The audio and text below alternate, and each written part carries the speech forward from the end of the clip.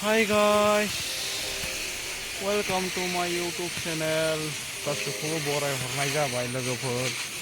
नै जों दा मा मावदो नायदो लोगोफोर। हाग्रा थैनायनि मुलि गावबाय दङ।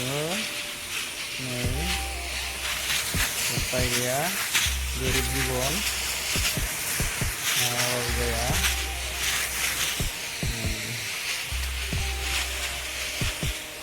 पाइपखौबो नाय, पाइप नांथारदो। लोगोफोराबो लोगोआ गोजौ फैदों, गोजौआव दङ खावसेया मावबाय दङ। लोगोफोरा नाय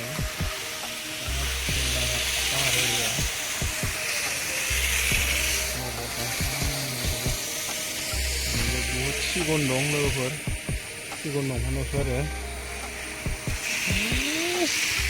दा पाहार एरिया जायगा। जायगाफोरा मोजांथार।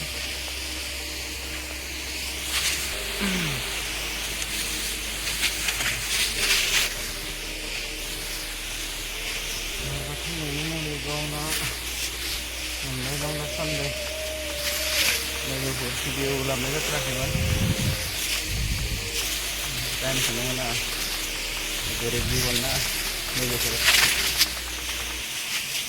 उपाय गैया।